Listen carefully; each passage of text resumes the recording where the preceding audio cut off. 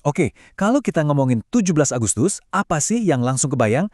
Pastinya lautan merah putih kan, barisan upacara yang super rapi, dan ya semangat kemerdekaan yang rasanya ada di mana-mana. Tapi sadar nggak sih, di balik semua kemeriahan itu ada sesuatu yang menarik banget dari kacamata geografi. Nah, ini pertanyaannya. Pernah nggak sih kita coba lihat keramaian 17-an itu dari sudut pandang yang beda? Misalnya, dari kacamata seorang geografer. Kira-kira apa ya yang terjadi sama pergerakan jutaan orang di hari yang sama itu? Oke, biar kita bisa bedah fenomena ini, ada satu istilah keren nih dari ilmu geografi yang perlu kita kenal. Yuk, kita mulai dari yang paling dasar dulu. Apa sih sebenarnya mobilitas temporer itu?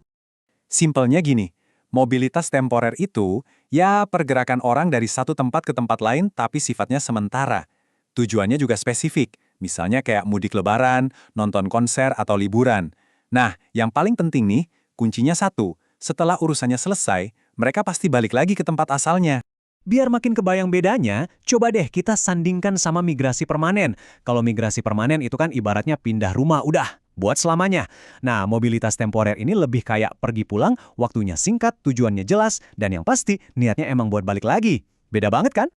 Oke, sekarang kita udah pegang nih konsepnya.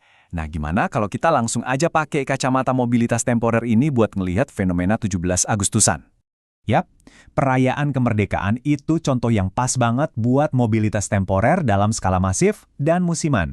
Kenapa musiman? Ya karena pergerakan gede-gedean ini terjadinya serentak di seluruh penjuru Indonesia di tanggal yang sama setiap tahunnya. Udah kayak tradisi aja gitu.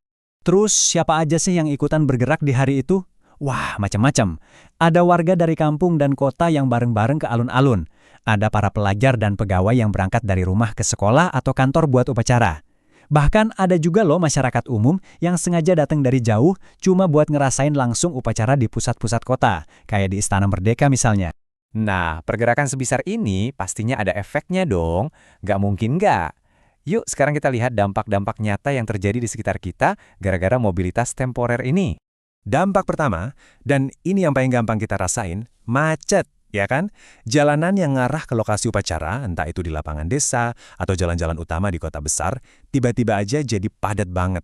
Ini bukti fisik paling jelas dari kumpulnya banyak orang di satu waktu. Terus yang kedua, lihat deh ruang-ruang publik di sekitar kita. Lapangan yang mungkin sehari-harinya sepi, di hari itu mendadak jadi pusat kumpul-kumpul warga. Sekolah, alun-alun, semuanya berubah jadi panggung buat interaksi sosial. Jadi tempat-tempat ini tuh kayak dapat nyawa baru walaupun cuma buat sehari. Tapi ada juga loh dampak ekonominya, dan ini menarik banget. Keramaian ini ternyata jadi rezeki nomplok buat pedagang kaki lima atau penyedia jasa transportasi lokal. Coba bayangin, ribuan orang ngumpul di satu titik, otomatis permintaan dadakan buat jajan atau ojek langsung naik. Ini yang bikin roda ekonomi kecil di sekitarnya jadi berputar. Dan ini yang nggak kalah penting, yaitu dampak sosialnya. Kumpulnya orang dari berbagai kalangan di satu tempat itu benar-benar bikin suasana upacara jadi beda.